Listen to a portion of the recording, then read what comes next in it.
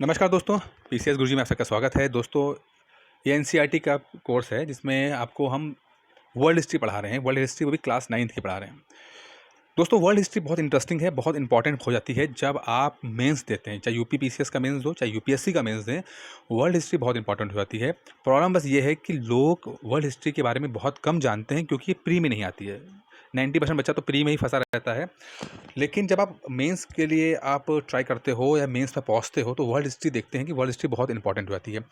क्यों इंपॉर्टेंट है? क्योंकि बहुत सारी चीज़ें जो आज के आप परिप्रेक्ष्य में देखते हो, चाहे आपका संविधान हो, चाहे आपकी इकोनॉमी हो, चाहे इंटरनेशनल अफेयर्स हों, चाहे किसी देश का किसी संबंध हो, वो सब उन सब चीज़ों की जो जड़ें हैं वो वर्ल्ड हिस्ट्री है।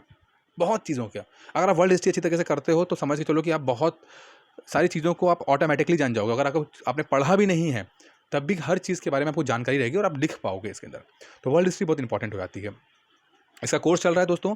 अगर आप इसको ज्वाइन करना चाहते हैं, क्योंकि इसमें आपको एनसीईआरटी का हिस्ट्री और पॉलिटी का आपको मेंस का आंसर राइटिंग कराई जाएगी और बाकी जो पोर्शन सब्जेक्ट आपके पीसीएस प्री में इंपॉर्टेंट है उनके ऑब्जेक्टिव टेस्ट होंगे। तो वीडियोस मिल जाएंगे आपको, पीडीएफ मिल जाती है, टेस्ट हो जाते हैं और एक शनिवार और संडे को एक लाइव टेस्ट होगा। इसमें 1 घंटे की क्लास होगी जिसमें आपसे ऑन द स्पॉट आंसर लिखवाया जाएगा। तो ये बहुत इंटरेस्टिंग है और इस पर आप कोर्स कर सकते हैं। जानकारी चाहिए तो आपको 8317040152 पे कॉल कर सकते हैं। फीस जो है वो नए स्टूडेंट्स के लिए 2999 है और पुराने स्टूडेंट के लिए 1499 है। आप मुझे कॉल करके जानकारी ले लीजिएगा। खैर, टाइम बर्बाद नहीं करेंगे, आगे बढ़ते हैं। देखिए, वर्ल्ड हिस्ट्री पढ़ रहे थे, इसमें हमने क्या देखा? फ्रांस की क्रांति देखी। 2 लेक्चर्स में फ्रांस की क्रांति हो चुकी है। क्यों हुई? फटाफट आपको मैं एक रिवाइज करा देता हूँ कि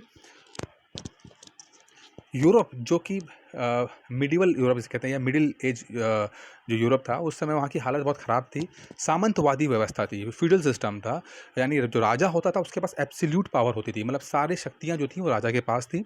राजा जो कह दे वो सही।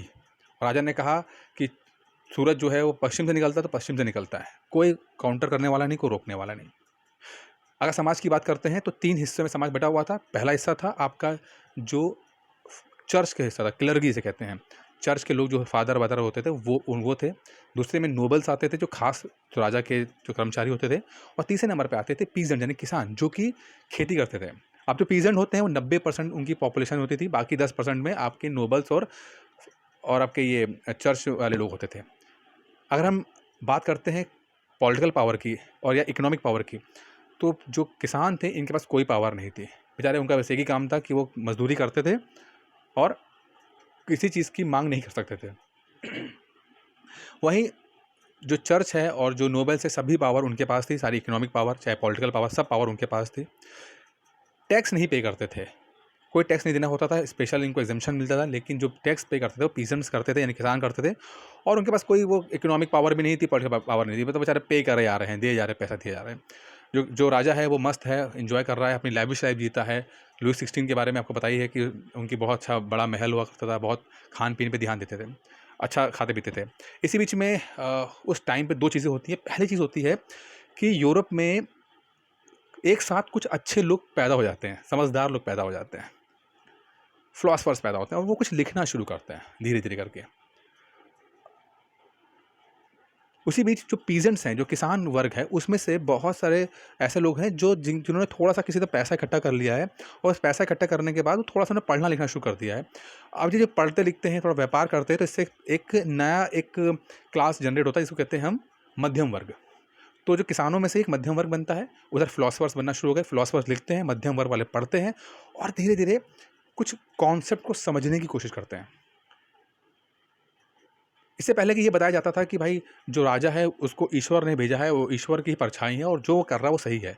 लेकिन जब फिलोसफर्स ये लिखते हैं कि भाई ये ऐसा कुछ नहीं होता, डिवाइन राइट्स कोई नहीं होते, कोई दैवी शक्ति कुछ नहीं होती है, सभी मनुष्य जो एक पैदा होते हैं वो सब बराबर हैं। ऐसी बात जब कुछ लोग करते हैं, जिसमें रूसो हैं, मॉन्टेक्यू हैं, जॉन लॉके हैं, ये फिलोसफर्स का नाम बता रहा हूँ मैं आपको, ठीक है। ये ऐसी बातें करते हैं तो धीरे धीरे जो मध्यम वर्ग है वो समझ में आता है, कुछ पल्ले पड़ता है उनके।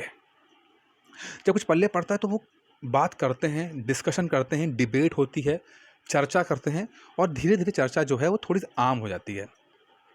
अब बहुत खास लोगों को छोड़ के जो आम आदमी भी, वो भी चर्चा करता है, वो भी अपने राइट्स की बात करता है।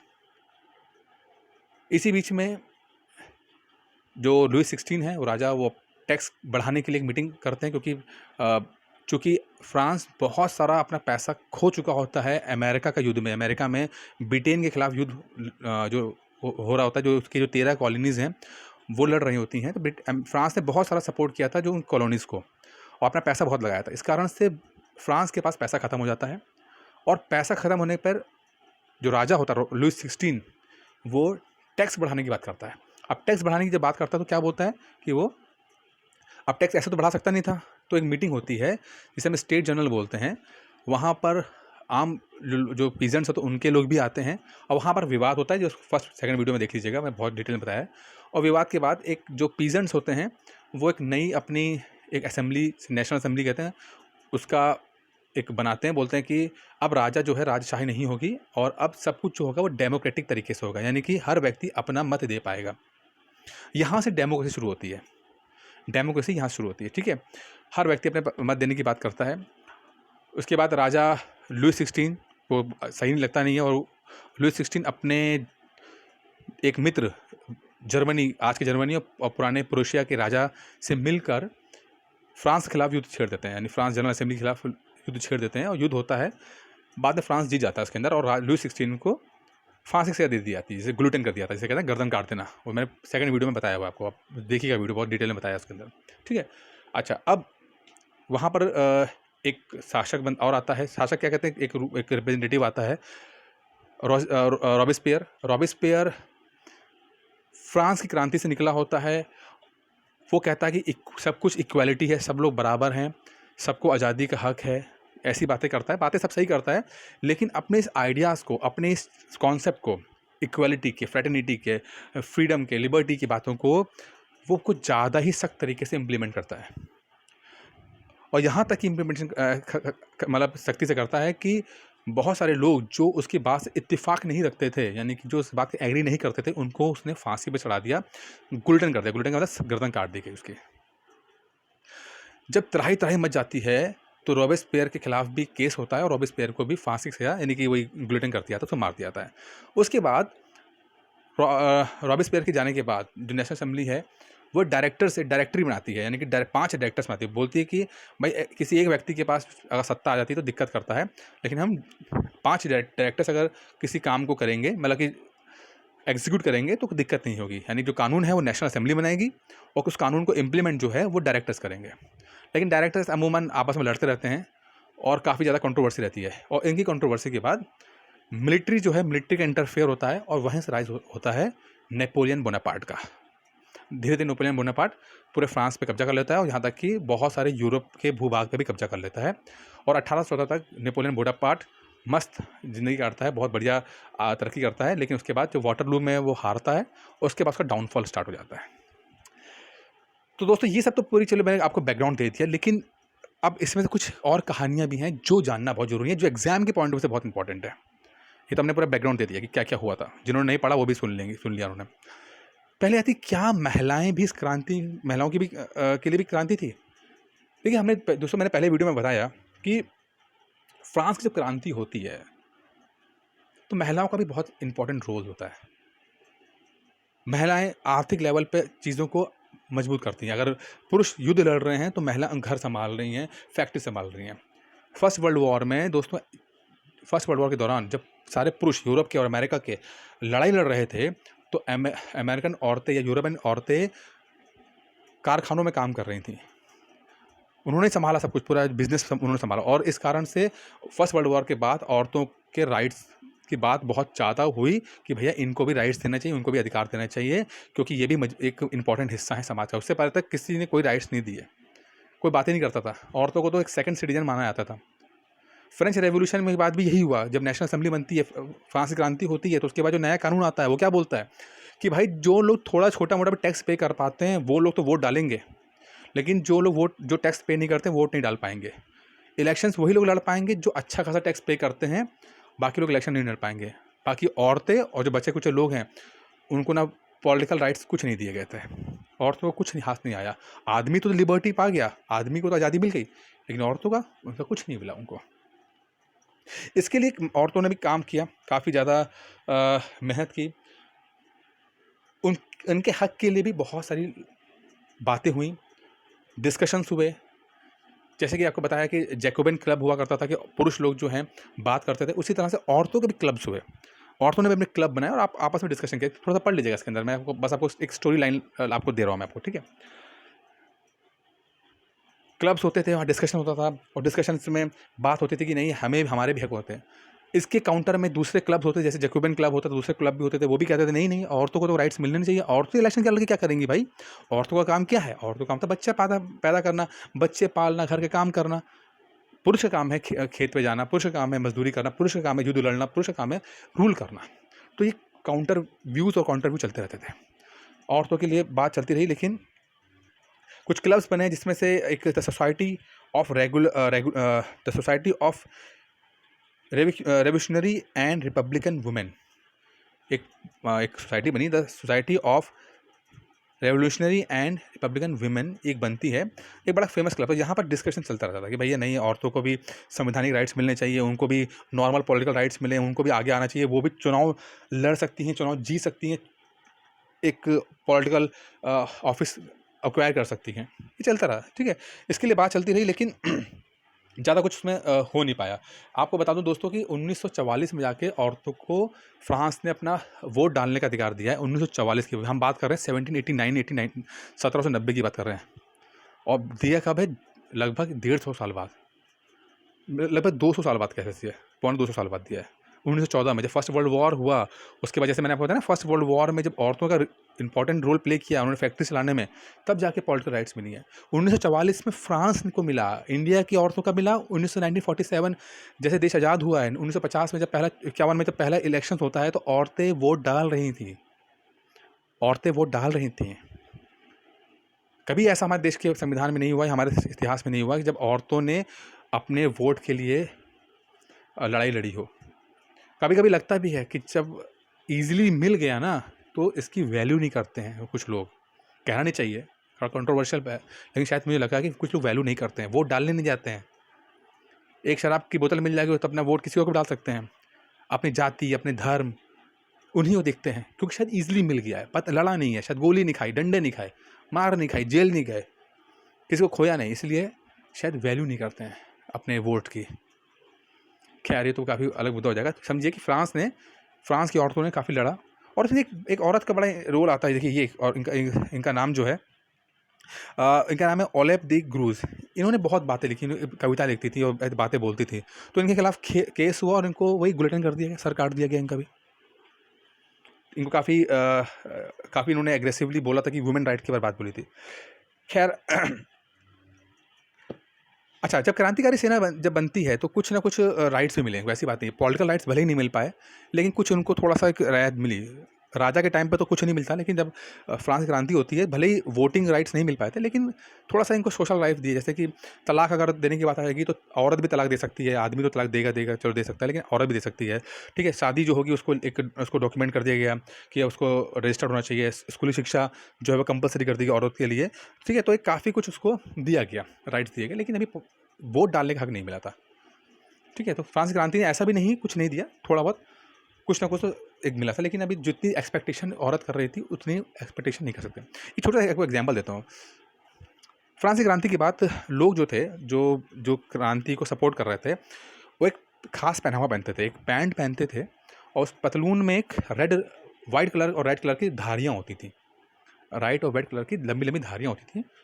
ये असल में जो राजा होता है, उस समय के राजा और नोबेल क्या करते थे कि घुटने तक की एक पैंट पहनते थे। जैसे आपने पुराने पिक्चरों में देखा होगा, प्राण वगैरह होते थे पुराने, बड़े बड़े जूतों के अंदर पैंट फंसा देते थे, तो इस तरह का कुछ होता है। आप गूगल कर लीजिएगा, ऐसी पैंट पहना करते थे वहाँ के लोग, जो कि रिजेंबल होता था कि अब ये इलीट क्लास है, ये नोबेल क्लास का, बड़े लोगों का एक पहना हुआ है। तो उसके काउंटर में फ्रांस की क्रांति के सपोर्टरों ने एक लंबी लंबी ढीली पतलून पहनना शुरू की, जो कि लाल रंग की धारियाँ उसमें होती, वाइट और लाल धारियाँ होती थी, कि भैया तुम्हारा फैशन ये, तो हम तुम्हें काउंटर करने के लिए करते हैं। साथ में एक टोपी पहनते थे लाल कलर की, जो टोपी उनकी फ्रीडम यानी कि लिबर्टी का करते थे।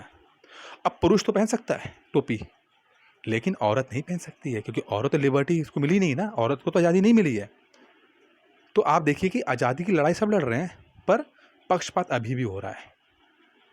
और ये सब बातें मैं इसलिए डिटेल में इसलिए बोल रहा हूँ दोस्तों, क्योंकि आप जब आप मेंस में लिखोगे तो जीएस में सवाल आए चाहे ऐसे में सवाल आए, बहुत सारी चीज़ें आप समझो इस बात को, क्योंकि बहुत कुछ आप लिख पाओगे। जब हम ये बात डिस्कस कर रहा हूँ, इतनी डिटेल में जा रहा हूँ आपको, कि औरतों के ऊपर एक आधा क्वेश्चन मिलता ही मिलता है आपको, एक आधा क्वेश्चन आपको देखने को मिलेगा। तो डिटेल में तो समझना जरूरी है कि औरतों के issues, economic issues, social issues समझिए इसको।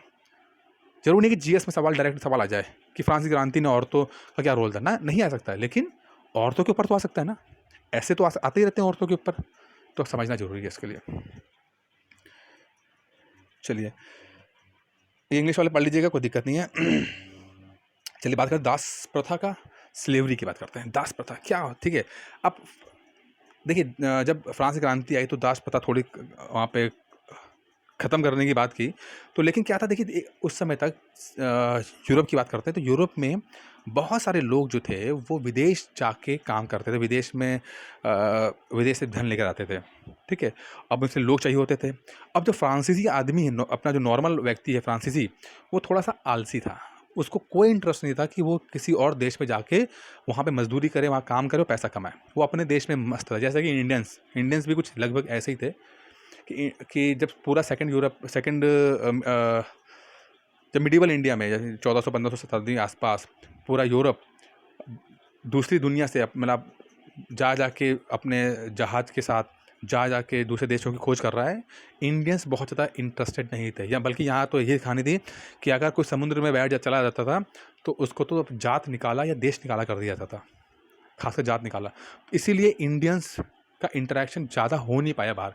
ये अलग बात है, कुछ व्यापार करा करते थे वो हमारे एंशिएंट इंडिया के टाइम पे, चोला पांड्या और सबके एविडेंस हैं, एंड इंडस वैली सिविलाइजेशन में भी वो दिया है।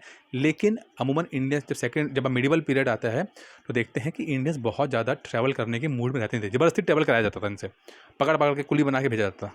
कुछ ऐसा ही हालत हो गई। फ्रांसीसी जाने के मूड में नहीं, अब उनको मजदूर चाहिए तो कहाँ से लेकर आए मजदूर भाई? तो एक तरीका निकाला गया। जो फ्रांसीसी बिजनेसमैन काम करते थे, जैसे मान लीजिए कि किसी फ्रांसीसी बिजनेसमैन की चाय का बागान है कैरेबियन द्वीप में। कैरेबियन कहाँ पर है? वेस्ट इंडीज़ में। वेस्ट इंडीज़ कहाँ पर है? अमेरिका के पास, जो जैसे जमैका हो गया, ठीक है, ट्रिनिडाद एंड टोबैगो हो गया ना, हैती हो गया, यहाँ पे जो इलाका है। अब देखना कि नॉर्थ अमेरिका के पास में, यूएसए के पास साइड में ही है वहाँ पर, ठीक है, कैरेबियन, जिसको आज के हम वेस्ट इंडीज़ भी जानते हैं क्रिकेट की भाषा में। तो वहाँ पे प्लांटेशन है, वहाँ पर खेत है, लेकिन फ्रांसीसी काम करने को मूड में नहीं है जाने के, तो कहाँ से मजदूर लेकर आए? तो बहुत सारे मजदूर अफ्रीका से लाए गए। अफ्रीका में बांध के, पकड़ के उनको, कभी लालच से, कभी ज़बरदस्ती से अपने शिप पे बिठाया, उनके हाथ पर बांधे, 3 महीने की यात्रा से उनको फ्रांस भेजा। फ्रांस में फिर वो लोग रहे, फिर उसके बाद फ्रांस से वो कैरेबियन द्वीप गए। इसमें बेचारे बहुत सारे मरे भी, बहुत सारे बीमार भी हुए, बहुत कुछ हुआ इसके अंदर। 10 लोग अगर जाते थे तो बेचारे 2, 4, 5 तो मर ही जाते थे इसके अंदर। ऐसे ही कुछ इंडियन के साथ भी हुआ है, जो इंडियंस यात्रा पे गए, जिसको हम, एक बड़ी अच्छी किताब है, आप लोग कभी पढ़ पाए, ग्रिमिटिया।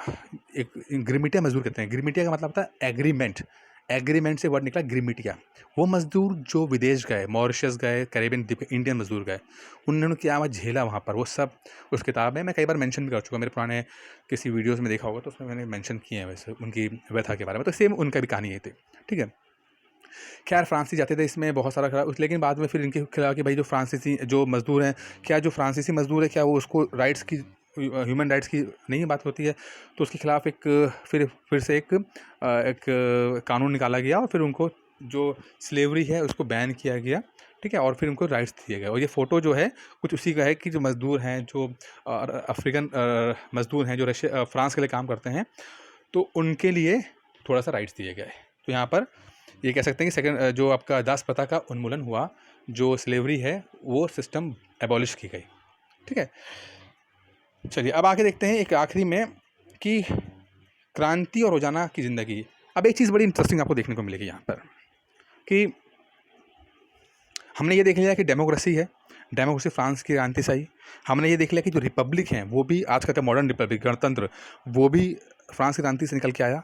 हमने ये देखा कि जो औरतों को राइट्स, ह्यूमन राइट्स होते हैं, बहुत कुछ राइट्स जो फ्रांस की क्रांति ने दिए, जो नहीं दिए उसका भी मेंशन हमने कर लिया कि भाई पॉलिटिकल राइट्स नहीं मिले, ठीक है। स्लेवरी जो थी, दास प्रथा, वो भी बैन की फ्रांस की क्रांति ने। तो फ्रांस की क्रांति ने बहुत कुछ इम्पैक्ट डाल रहा है, ठीक है। अब कुछ और चीज़ें भी हैं, जैसे कि आपका वहाँ पे था कि लिखने की सामग्री का था, मतलब लिखने के लिए। अब कुछ लोग अगर राइटर्स अपनी पोयम लिखते थे, कोई किताब लिखते थे, तो पहले जाके राजा से परमिशन लेनी पड़ती थी, उसके बाद जाके वो पब्लिश होती थी। लेकिन फ्रांस की क्रांति के बाद ये चीज़ें हुई कि लोग लिख सकते हैं, अपना अलाउ कर दिया गया कि वो रोज़मर्रा की ज़िंदगी में जो भी छोटे-मोटे चीज़ें होते हैं, उसको सेंसरशिप की ज़रूरत नहीं है, वो अपना लिख सकते हैं इसके अंदर, ठीक है। अपने भाषण में लिख सकते हैं, अभिव्यक्ति का। तो जो आप कहते हैं ना, एक अभिव्यक्ति की जो भावना है, फ्रीडम, हम कहते हैं ना, हमारे संविधान में जो freedom of speech and expression की बात करते हैं कि बोलने की आज़ादी और अभिव्यक्ति की आज़ादी। बोलने की आज़ादी तो है, अभिव्यक्ति। तो संविधान का जो ये पोर्शन है, आर्टिकल 19, वो फ्रांस की क्रांति से निकला है। आप देखिए, मैं हमेशा बोलता हूँ कि इसलिए मैं बोलता हूँ हिस्ट्री बहुत इंपॉर्टेंट है, बहुत सारी चीज़ों में आपको देखिए। तो फ्रांस की क्रांति ने लोगों को बोलने का और अभिव्यक्ति का हक दिया। उन्होंने बोला कि कोई सेंसरशिप की ज़रूरत नहीं है, राजा की परमिशन की ज़रूरत नहीं है। अगर आप लिखना चाहते हो और किसी को हर्ट नहीं कर रहे हो, तो आप भी लिख सकते हो, आप बोल सकते हो, आप भाषण दे सकते हो। ऐसी कुछ बातें हमारे संविधान में आती हैं, आर्टिकल 19 में, जो बोलते हैं कि अगर आप किसी को हर्ट नहीं कर रहे हो, तो आपको भी अपनी बात बोलने का और अपनी फीलिंग को अभिव्यक्त करने का पूरा हक है। तो आप देखो कि फ्रांस क्रांति ने कितनी चीज़ें आपको दी है, ठीक है। तो आप फ्रांस क्रांति को ढंग से पढ़िएगा, समझिएगा। मेरे 2-3 वीडियोज़ बने हैं इसके ऊपर, तीनों को समझिए। और अगर मेंस आंसर राइटिंग जब आता है तो ढंग से लिख पाएंगे, थोड़ा समझने की कोशिश कीजिए, ठीक है ना। अब देखिए, यहाँ पे जस्टिस की बात आती है, न्याय की बात आती है। तो न्याय का जो कॉन्सेप्ट भी है कि सब लोग बराबर हैं, सबको न्याय मिलना चाहिए, जो जैसा कर रहा है उसको वैसा सज़ा मिलनी चाहिए। तो ये कॉन्सेप्ट भी आपका फ्रांस की क्रांति से आता है इसके अंदर, ठीक है। अच्छा, इसी बीच में चलिए एक चीज़ और आता है कि नेपोलियन बोनापार्ट, इसके बारे में बता चुका हूँ। जैसे मैंने आपको कहा कि जो फ्रांस की क्रांति के बाद उतनी चीज़ें स्मूथ नहीं हो पाई जितनी होनी चाहिए थी। तो मिलिट्री का इंटरफेयर होता है, और मिलिट्री के इंटरफेयर के बाद आप देखते हो कि 1804 तक आसपास जो नेपोलियन है वो वहाँ का बादशाह बन जाता है, राजा बन जाता है, ठीक है। और 1815 तक ये, जब तक वो हारता नहीं है वाटरलू की लड़ाई, जब तक वो रहता है। अब नेपोलियन के साथ देखिए, नेपोलियन के बहुत ज़्यादा क्वेश्चन आएंगे नहीं आपको, तो मैं मोटा मोटा आपको बता रहा हूँ कि एनसीईआरटी में दिया हुआ है कि नेपोलियन जब था, नेपोलियन ने अ, उस समय फ्रांस की सीमाओं को बहुत बढ़ाया, यूरोप के कई देशों पर कब्जा किया, ठीक है। और उस समय फ्रांस बहुत मजबूत था, यहाँ तक कि बाउंड्री तो उसने की, साथ में अपना उसने इम्पैक्ट भी डाला, मतलब कल्चर का, सोसाइटी का, वो भी डाला। ऐसा देखिए, मानना रहा है कि जब कोई कंट्री दूसरे कंट्री पे राज करती है और अपना जो कल्चर है, अपनी सोसाइटी के कानून हैं, वो उन पे डालती है, तो जो उस कंट्री के हटने के बाद भी जो दूसरी कंट्री है जिस पे लागू हुआ था सामान, उस पे चीज़ें, कानून, तो वो लोग उसी चीज़ को लगातार फॉलो करते रहते हैं। जैसे इंडिया पे अंग्रेजी शिक्षा थोपी गई, ठीक है, यहाँ अपने अंग्रेजी कहने जो कायदे कानून थे वो थोपे गए। लेकिन जब ब्रिटिशर्स चले भी गए, उसके बाद भी आज भी हम बहुत सारे कानून उन्हीं के बनाए हुए फॉलो कर रहे हैं। तो नेपोलियन बोनापार्ट ने कई देशों पर कब्जा किया, कई जगह पे कब्जा किया, वहाँ पर अपना जो कल्चर है उसको उसने डाला, अपने जो कायदे कानून थे उसको इम्प्लीमेंट किया। लेकिन जब बोनापार्ट चला भी गया, मर भी गया, हट भी गया, तो उसके बाद भी उन कंट्रीज़ ने बहुत सालों तक वही कल्चर को फॉलो किया जो बोनापार्ट ने, यानी नेपोलियन बोनापार्ट ने इम्प्लीमेंट किया था उनके ऊपर, ठीक है। अच्छा, अगर इंडिया की बात करते हैं तो भैया, इंडिया में भी बहुत सारे लोग इससे इंस्पायर हुए थे। उसके जो लिबर्टी, इक्वालिटी, फ्रेटर्निटी जैसे शब्द हैं, जो फ्रांस की क्रांति के बाद उभर के आए, और नेपोलियन ने भी इन बातों को बहुत आगे बढ़ाया, इन विचारधारा को आगे बढ़ाया। तो इंडिया की बात करते हैं, 2 लोग बड़े ख़ास आते हैं। एक टीपू सुल्तान। टीपू सुल्तान बड़ा इंस्पायर था इस चीज़ से, यहाँ तक कि वो जैकोबिन क्लब का मेंबर भी बना। मैंने पिछली बार भी कहा था कि टीपू सुल्तान है वो जैकोबिन क्लब का मेंबर भी था, ठीक है, बना। और सवाल पूछा जाता है, ठीक है, यहाँ तक कि उसने एक स्वतंत्रता का एक वृक्ष भी लगाया, पेड़ भी लगाया, ट्री ऑफ लिबर्टी लगाया उसने। तो ये सवाल पूछे जाते हैं, ये क्योंकि टीपू सुल्तान बहुत ज़्यादा इंस्पायर था फ्रांसीसियों थे, और फ्रांसीसियों ने मदद भी की थी उसको, उसकी अंग्रेजों के खिलाफ, ठीक है। दूसरे राजा राम मोहन रॉय, वो बहुत ज़्यादा इंस्पायर थे, उन्होंने बहुत ज़्यादा सोशल रिफॉर्म किया, रिलीजियस रिफॉर्म करने की कोशिश की उन्होंने। तो 2 लोग का बड़ा मेंशन है जो फ्रांस की क्रांति से और नेपोलियन वगैरह से बहुत इंस्पायर थे। एक है टीपू सुल्तान, दूसरा राजा राम मोहन रॉय। तो दोस्तों, ये पूरा चैप्टर खत्म हो चुका है। 4, 5, 6 चैप्टर थे एनसीईआरटी से, मैंने पूरा 6 खत्म कर दिए हैं। मैंने बहुत डिटेल में धीरे धीरे करके फ्रांस की जो क्रांति बताई है। उम्मीद करता हूँ आपको पसंद आया होगा। कुछ क्वेश्चंस हम करेंगे, पर हिंदी में ले लेता हूँ मैं। जो आपको करना है, जो मेरे कोर्स ज्वाइन किए लोग हैं उनको ये आंसर लिखेंगे और मुझे भेज देंगे। बाकी शनिवार को जो बैठेंगे हम लोग, फिर आपको वहाँ डिस्कशन करेंगे। फ्रांसीसी क्रांति की शुरुआत किन परिस्थितियों में हुई, ये करना है आपको। दूसरा, फ्रांसीसी समाज के लिए किन तबकों को क्रांति का फ़ायदा मिला, औरतों को तो मिला नहीं, ठीक है, बाकी आम आदमी को मिला। कौन कौन से समूह सत्ता छोड़ने के लिए मजबूर हो गए, और क्रांति के नतीजों से समाज के किन समूहों को निराशा हुई, औरतों के बारे में लिखेंगे इसके बाद, ठीक है। 19वीं और 20वीं सदी की दुनिया के लिए फ्रांसीसी क्रांति कौन सी विरासत छोड़ गए हैं। जो बाद की क्रांतियाँ हुई 19वीं सदी में या 20वीं सदी में, जैसे इंडिया का अपना रेवोल्यूशन भी होता है, तो उसमें आप देखिए कि इक्वालिटी, फ्रेटर्निटी, लिबर्टी, ये सब चीज़ें, जस्टिस, ये सब जो है फ्रांस क्रांति से निकल के आता है। उन जनवादी अधिकारों की सूची बनाएं जो आज हमें मिल गए हैं और जिसका उद्गम फ्रांसीसी क्रांति में हुआ है, जो मैंने डिस्कस किया, ठीक है। वही सब है अधिकार, इक्वालिटी, फ्रीडम, इक्वालिटी, लिबर्टी, ठीक है, फ्रीडम ऑफ एक्सप्रेशन, स्पीच, और यहाँ तक कि आपका डेमोक्रेसी, रिपब्लिक, ये सब भी इसमें आते हैं। क्या आप इस तर्क से सहमत है कि सार्वभौमिक अधिकारों को के संदेश में नाना अंतर्विरोध थे। ये बड़ा इंटरेस्टिंग है। देखिए क्या है, what would you agree with the view that the message of universal right was beset with the contradiction. Universal right मतलब सबको जो एक हक मिलना चाहिए, उसमें कुछ कंट्रोवर्सी भी है। अब ये क्वेश्चन हम करेंगे, डिस्कस करेंगे बाद में, ये अभी आप पे छोड़ देता हूँ मैं आपके ऊपर कि आप क्या लिख के आते हो। और नेपोलियन के उदय में कैसे समझा सकता है, नेपोलियन का उदय कैसे समझेंगे कि भैया जो पार्लियामेंट बनी थी, डायरेक्टरी बनी थी, वो ढंग से काम नहीं कर पाई, ठीक है, इसलिए बाद में नेपोलियन का उदय होता है, मिलिट्री राज का उदय होता है। तो इस पे लिखिएगा, मैं सब डिस्कस करूँगा, आप जब आंसर लिखोगे तो मैं डिस्कस करूँगा। अभी तो मैंने मोटा मोटा आपको बता दिया है इसके अंदर। तो दोस्तों इस वीडियो में इतना ही था, उम्मीद करता हूँ आपको पसंद आया होगा। बाकी जो लोग नया कोर्स जो अभी तक ज्वाइन नहीं किया है और कोर्स ज्वाइन करना चाहते हैं तो ज्वाइन कर लीजिएगा, ये नंबर मैंने दिया हुआ है। और थैंक यू, धन्यवाद। आज की वीडियो में इतना ही है। नमस्कार।